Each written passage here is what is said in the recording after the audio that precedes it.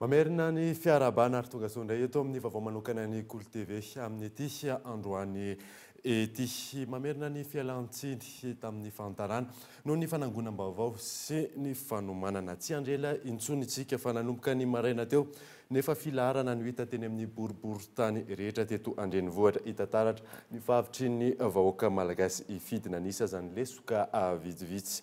Maro tamin'ireo olom-panjakana sy kandida moa no nanefa ny adidiny ho an'ny tanindrazana fanadidina. Tamin'ny 7:07 minitra ny tonga nanefa ny adidiny kandida Andra Joel sy ny vadiny teto amin'ny boriboritany fahadimy teto Ambatobe.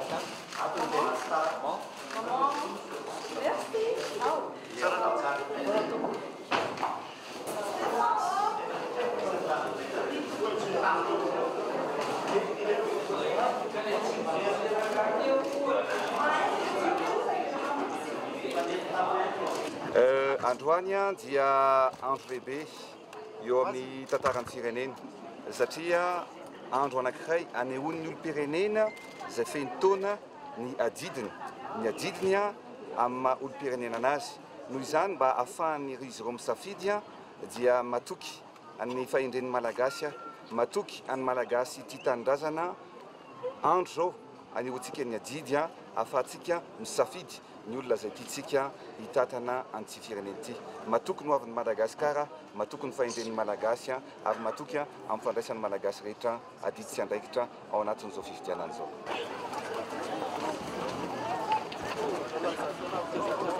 Ny fanindran-dalana tamin'izany maro ireo olom-panjakana sy kandida hafa nanatanteraka ny fandatsaha-bato teny amin'ny boriboritany nisy azy ireo.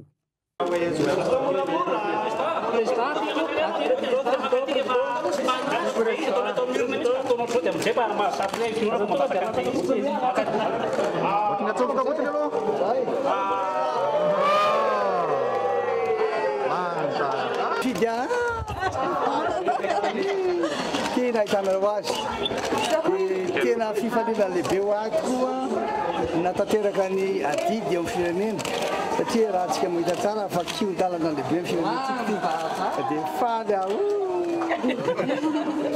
faly ary dia manao antso amin'ny vahoaka malagasy rehetra indrindra ny malagasy izay manana zo mifidy mba anatanteraka ny didiny. Tanterao ny didinao dia atao koa ny feo miferitreretanao tena tanteraka tsara ny fandovana sy ny fampandrosoana firenentsika.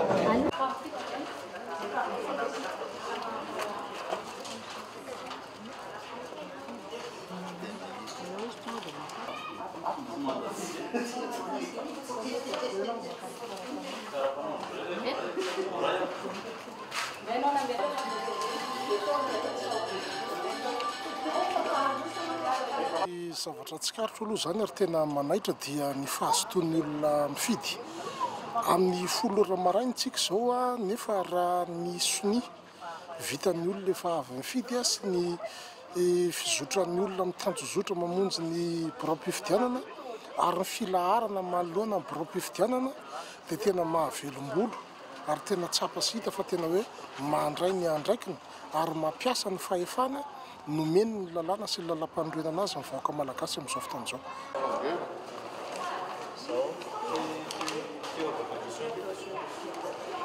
dia ato ambadika izany ny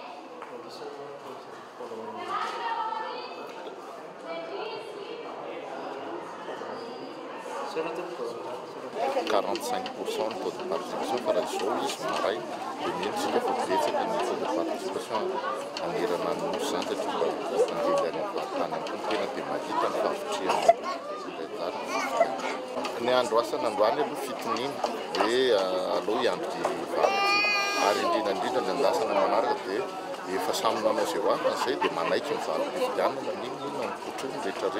tamin'ny 7 minitra ny tonga nandatsabato teny amin'ny sezenany sanany filopisolo-toerana rivotra Kodivao kiondaliny lehibe eo amin'ny tantaram-pirenena ny andro androany raha ny fanazavany ka entaniny hatrany n'olo-pirenena hifidy. Androany anehoany vahoaka ny fahefany ahafahany mifidy izay filoham-pirenena eritreretiny homendrika an'izany, ny olona homendrika an'izany. Zany tsy nikelezantsika aina na mety nisy ary ny zavatra fanontaniana samihafa fampianona teto amin'ny firenena dia tonga ilay fotoana. Ka dia mandrisika ny rehetrarehetra, mandrisika malagasy rehetrarehetra izay afaka mifidy dia tokony anefa an'izany adidy izany fa didy lehibe eto amin'ny tantarantsika aloha eo amin'ny maha-olo-pirenena tsotratsika ary ho an'ny firenentsika dia didy lehibe izany ka dia mandrisika ihany koa ireo ataontsika olona miasa mandraraha ao anatin'izany satria tsy mora eo. Le androany tonga ny andro fa nanomanana azy teo aloha ny mbola miandry azy anatin'ny fotoana androany raha pitso raha afaka pitso be da be ny asa ataon'ireo olon'ireo. Mendrim-piderany ireo ary mendrika ny fitokisantsika malagasy aza fampiahafatritsika malagasy efa natao daholo ny ataoko hoe aro rehetrarehetra ahafahana mifampife ao anatin'ny birao-pifidianana toy itony any amin'ny rehefa tonga ny fijerena valiny dia efa ao daholo tokony ao daholo ny tsolon-tenan'ny kandida ny senia sy ny ratsamangaiky rehetrarehetra afaka ataoko hoe miaraka mijery an'izany. Tamin'ny 12 sy 7 minitra ihany koa no tonga nandatsabato tao Androhibe ny praiminisitra lehibe ny gouvernemanta Tsay Christian naneho ny fisaorany sy ny fankasitrahany vahoaka malagasy tratry ny andro anio ny tenany na mafisiny ihany koa fa vonona ny fanometanana amin'ny senia amin'ny fandraisana andraikitra momba ny tsy fahatombanana sy ny halatra samihafa ny gouvernemanta. Amela ianareo misaotra izy raitsy to amin'izao andro lehibe izay nomena ny vahoaka malagasy sy nomena ny Madagasikara zao. Tiako koa ny misaotra ny vahoaka malagasy tao anatin'ny fahendrena, tao anatin'ny famendrena ary ny indrindra amin'izao fandraisan'ny andraikitra mbola tokoa ny mahita izany fandraisana andraikitra izany.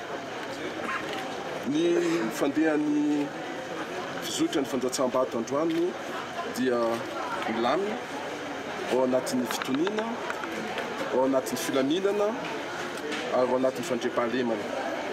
Izay anisan'ny laharam-pahamehana izay napetraka antsika raha niditra ao anatin'ny zotra-pifidianana antsika 5 vonana lasa zay. Ka izay no antony saorako ny vahoaka malagasy amin'ny anaran'ny gouvernemanta manontolo sy fitondram-panjakana satria misy tokoa izany fiainantsika, fampiainantsika izany sotoavana malagasy. Tahaka izany ihany koa ny tany amin'ny boriboritany faharoa birao fandatsaham-bato Sezi Ambopo nahitana fahatarana hatramin'ny adiny 2 tany hoany. Teto manokana zao teto amin'ny Sezi Ambopo zany tamin'ny maraina tao nisy fahatarana tao amin'ny salle numéro 1 dia ny antony fanazavana izay men'ny tompon'andraikitra moa dia hoe nisy fifandosoana tany amin'ny Sezi Amboitsole izy dia tamin'ny vokatra izay fahatarana izay dia tamin'ny valora sy sasany maraina vao nanomboka ny fifidianana tao amin'ny salle numéro 1 Sezi Ambopo. Dia zaho moa zany zao voaingana mifindra tato amin'ny salle numéro 2 izany hoe fizotra fifidianana zao ety dia mandeha araka ny tokony izany dia hoe nisy ary izay fahatarana izay fa tsy dia hoe nisy betraketra amin'io. Dia izay kasika maraina zany tamin'izay hoe fahatarana izay dia maro ihany ny olona efa tonga ny lahatra teo dia somary tsy nahary ny olona hoe lasa monjy daholo. Ho an'ny teny amin'ny boriboritany fahefatra lesoka tamin'ny tsy fahatongavana lisy mpifidianana ara-potoana no niteraka olana kely teny an-toerana. Ety amin'ny siège tany-Mbarinandriana no misy anay amin'izao fotoana izao. Ny siège tany-Mbarinandriana moa izay ahitana bureau fandatsaham-bato miisa 4. Ao anatin'izany no ahitana mpifidy mahery ny 540,000 eo. Amin'ny ankapobeny araka ny hitanay ety an-toerana dia milamina amin'ny ankapobeny ny zava-misy ety mizotra antsakany sy andavany ny fandatsaham-bato. Mavitrika tokoa ireo olona ireo manatanteraka ny angidiny amin'izao maraina izao.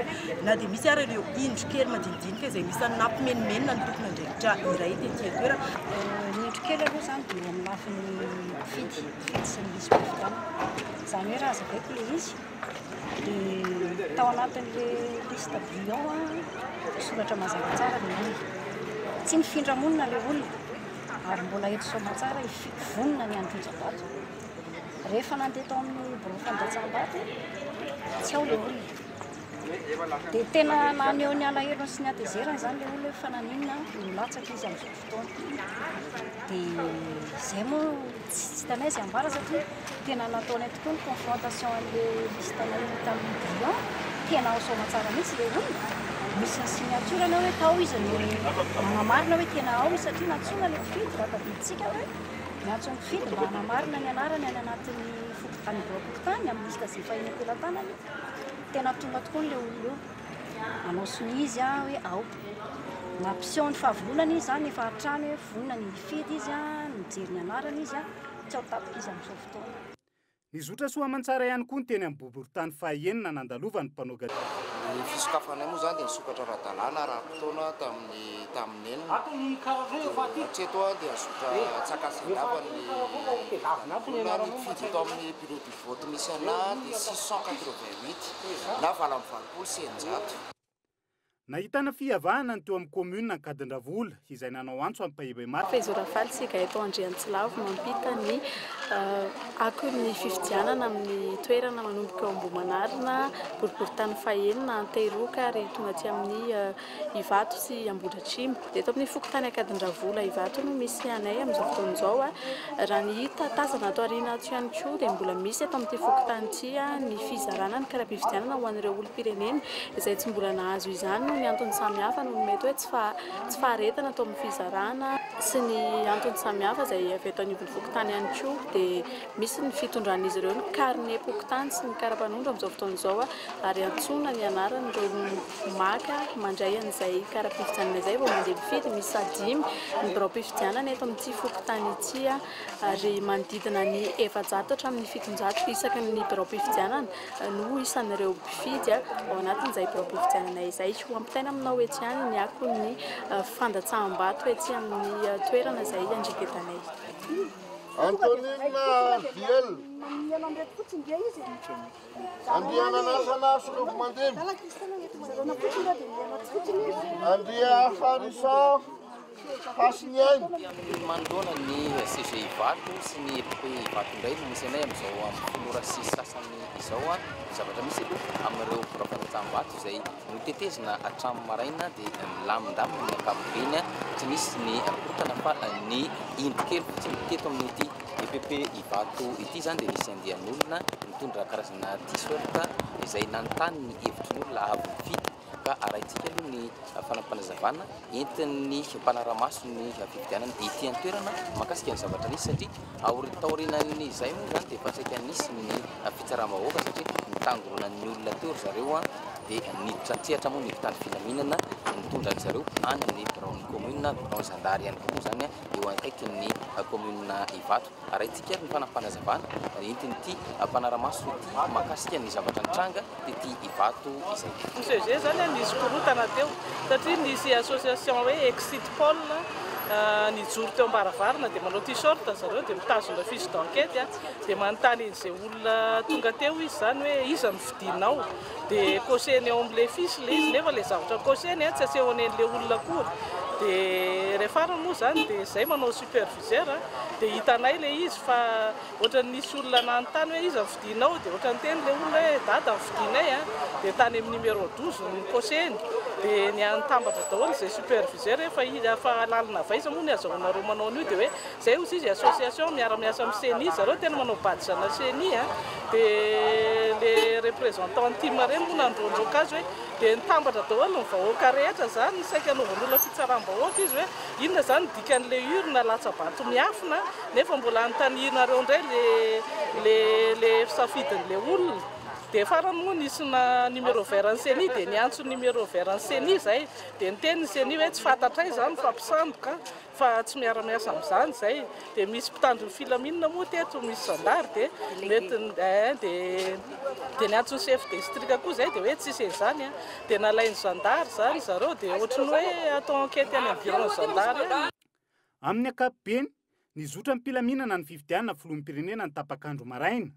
Maro amin'ireo olom-pirenena ihany koa no misafidy ny tolakandro vao anefa izay adidiny ho an'ny tanindrazan'izay. Tiza indray aloha teto andrenivohitra sy ny manodidina anaraka dokavarotra isika aorianan'izay nijerisika ny akon'ny tany amin'ny faritra. Rehefa avy eo.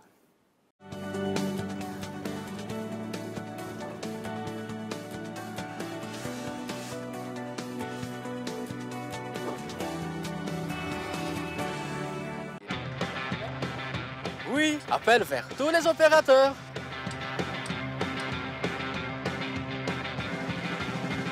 Oui, appel à l'international inclus.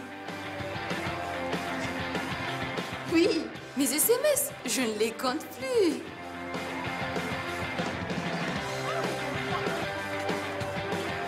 Et oui, l'Internet à la vitesse 4G. 0,5 arrière par seconde vers FAF et Club First. 1 arrière vers Telma et 3 arrière vers les autres opérateurs. Vous aussi, soyez First. À partir de 10 000 arrières, First Premium. Et découvrez toute la gamme First sur www.telma.mg ou rendez-vous en Telma Shop. Telma, ça feed que numéro 1 Malagasy.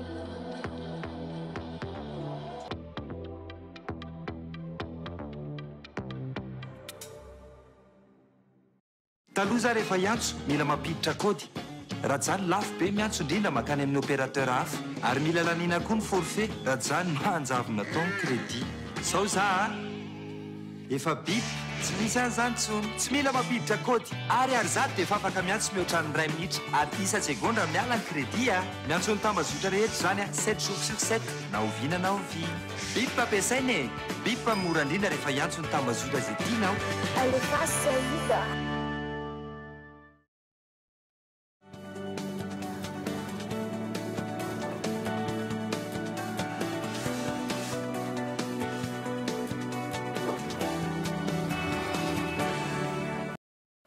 Miverina eto amin'ny fampalalam-baovao ihany isika fa azo ambara ho ny lamina avokoa ny fizotra ny fifidianana manerana ny nosy hatramin'izao. Nisy ihany anefa ireo indrikely araka ny fampitam-baovao any ireo mpanao gazety solitenan'ny KOLO TV FM any amin'ny faritra any fanampanazavana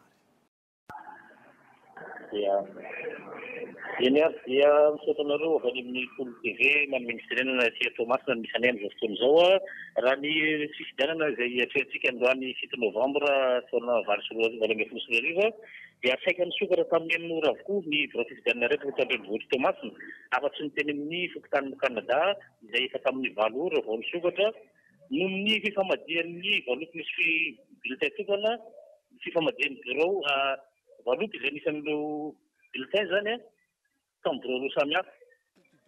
Ny fitarainana ireo ombenombeny dia betsaka ireo tsy nahazo ny kara fifidianana rehefa nanontaniana moa zany ireo seho fokontany dia noho ny tsy fangalana ireo olom-pirenena ny kaza tena anivon'ny biro fokontany no nahatonga izany kara fifidianana tsy be no tsy naka ny azy izany. Dia nahazoana vaovao ihany koa ny teny amin'ny faritry fanandrana moa izay komina ambanivohitra 920 kilometatra miala avy eto andrenivohitra Tomasina misy an'io tanàna kely io manahy mafy ireo vahoaka any amin'ny faritra iny satria dia misy zavatra tsy dia nazatsan'izareo satria dia nesorona tao amin'ny toerana fifidianan'izareo mahazatra zany ny biro fifidianana izay fifidianan'izareo isaky misy fifidianana ary izay ireo mpandrasam-bato izay dia eo amin'ny 20 kilometatra miala ny tanàna orenan'izy ireo dia tongotra natao amin'izany ary misy ihany koa ny fiapitana lakana izay mbola andoavam-bola ihany koa. Io indrindra no mampanahy ireo vahoaka eny amin'ny faritra iny zany eo amin'ny fanisam-bato sy mety ny fitaterana izay voka-pifidianana izay. Atreo aloha ny vaovao azo atolotra avy aty Tomasina fa dia omenana ireo miandalana eo ihany izay vokatra azonay voangomisy. Miarabantsika rehetra tanaraka ny fahita lavitra sy ny onjapeo Kolo TV FM amin'ity androany alarobia fa 7 ny volana novambra 2024 daty isan'ny manatantara eo amin'ny tantaram-pirenena malagasy satria dia androany natanterantsika ny fifidianana filoham-pirenena. Raha ho an'ny distrikta ny Mahajanga voalohany androany maraina dia samy mianana ny ora nafana nanokatra ny biro-pifidianana ireo biro-pifidianana rehetra mandrafy ny tany 20 eto Mahajanga fa tamin'ny enora maraina aloha dia nifoky tany Mangabe no notsidianay tamin'ny enora katroka izy ireo no efa nisokatra nandray ihany koa ireo mpifidy anatin'ny efa ny adidina nyity fifidianana filoham-pirenena ity. Raha ny zava-misy tao amin'ity fokotany Manjagabe dia tao amin'ny CG Charles Renel no toerana nanaovana an'izay ahafahan'ireo mpifidy mandataka ny vato amin'ity fidirana voalohany filoham-pirenena ity. Ary anisany zavatra nisanga tao dia misy moa zany ny sahotaka kely satria betsaka amin'ireo mpifidy no tsy mbola mahafantatra ny amin'ny fampiasana ilay bulletin tokana ka teo vao samy fampijerijery hoe manao ahoana ny fomba ampiasana n'izany bulletin tokana izany. Efa-kelany ihany koa nampisahotaka an'ireo mpifidy maro ny fomba fiasan'ireo membre ny bureau fandatram-bato tao amin'ny fokontany Manjagabe tao amin'ny TV Charles Renel androany maraina io fa misy natosiny avin'ireo membre ny bureau de vote avokoa ny bulletin tokana raha toka folo ihany aloha ny tokony soniavina raha ny fifanana nomeny avy eo anivony ny sony azy ireo ny alohany izao fifidianana filoham-pirenena izao. Amin'ny ora fara moa zany dia lamina satria dia misy ny fandaminana nataon'ny tompony andraikitra avy eo anivony ny membre ny bureau de vote sy ny sony amin'izay rehetra izay.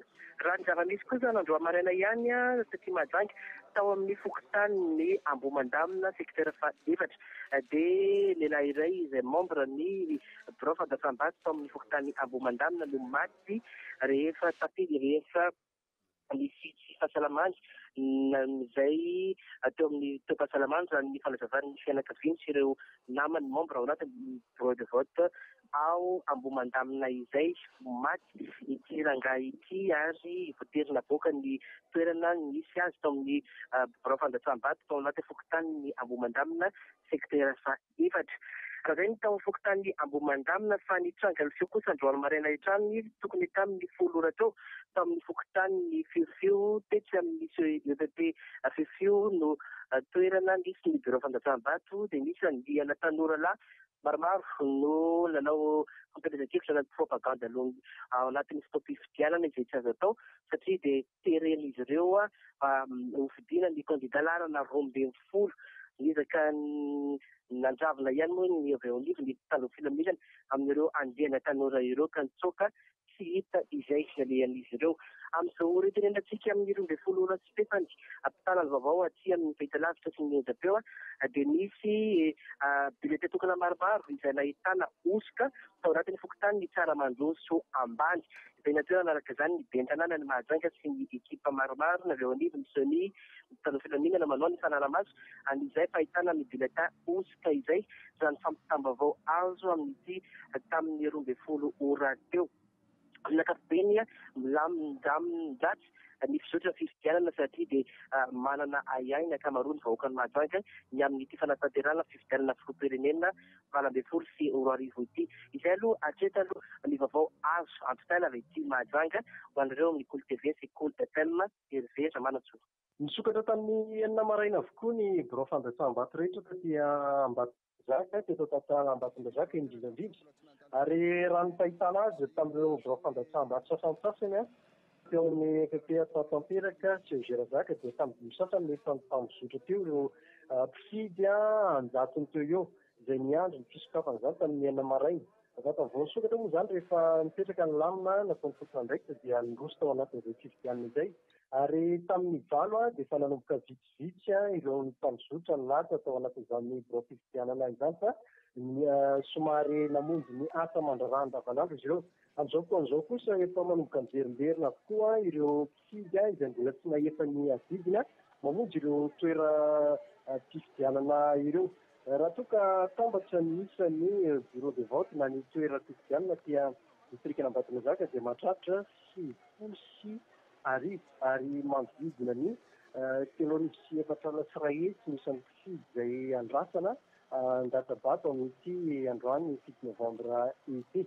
Fikatra tamin'ireo bureau fifidianana sasany fa misy ireo olona hitaky ny kara-pifidianana sy mijery ny anarany ao anaty lisitra ho an'ireo izay mbola tsy lavo izany ny androany, ary misy moa ny tsy tafiditra mihitsy fa dia niteny izy ireo hoe atao ahoana fa vezo izahay tao anatin'izay tsy natafidiranay tao anatin'ny fifidianana hoe misy kosa nefa ny nahitana vahaolana fa afaka namefa ny adidin'ny soamantsara tao anatin'izay rehetra izay.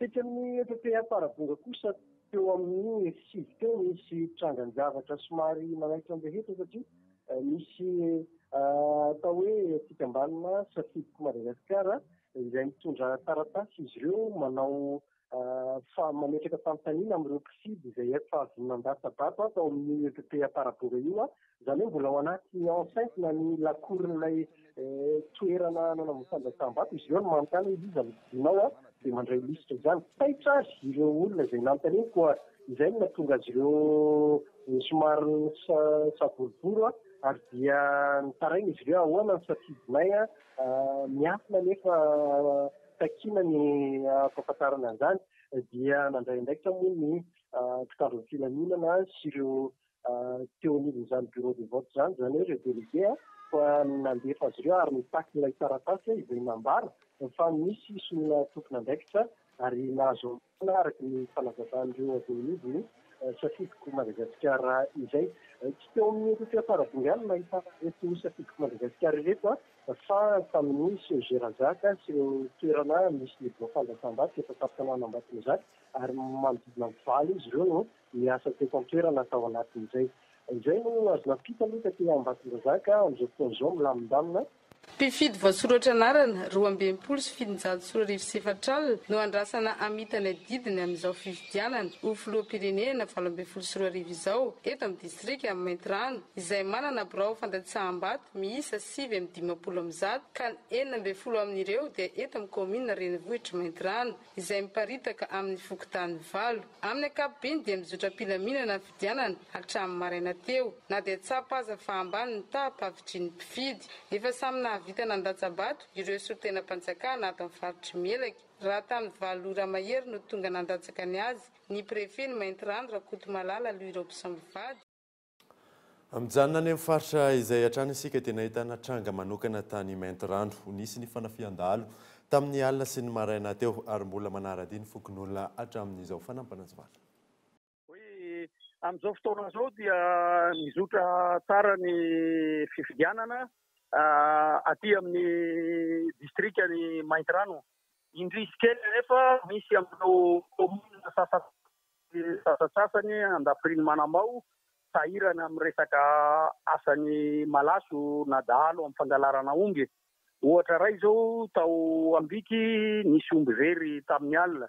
Amin'izao fotoana izao koa ao amin'ny kominy Antsaidoa Bebao ao amin'ny fokotany Betsako indrindra dia misy fifandonana amin'ny fokon'olo satria naka omby indray tao Ankotrofoty ireo dahalo. Ny mampalahelo anefa dia misy postany gendarmerie ao Antsaidoa Bebao fa dia miraviravy tanana ny fokon'olona voatery miantso sekoro aty sy aroa mba hiatrehana an'izay fifandonana izay ary manantena vokatra tsara fa ny olana fotsiny tsy fantatra ahoana ny mpandehany rehefa avy eo fa horesana aminareo hoe firy ny naratra firy ny maty fa ny fokon'olona amin'izao fotoana izao dia miady rery miaraka amin'ireo dahalo izay manana fitaovam-piadiana eo amin'ny 7 raha fandehan'izao angamba ny bureau de vote ao Betsako dia tsisy fifidianana satria ny fokon'olona lasa nandeha nanadia namonjy ny namany nanao ranforo mba hanintsana an'ireo omby izay lasandreo. Ty izay indray no azona roso taminao aza misaraka ny KOLO TV FM amin'ny fampitana ireo vaovao amin'izao akony andro ny fifidianana izao. Mandra-peona tompoko.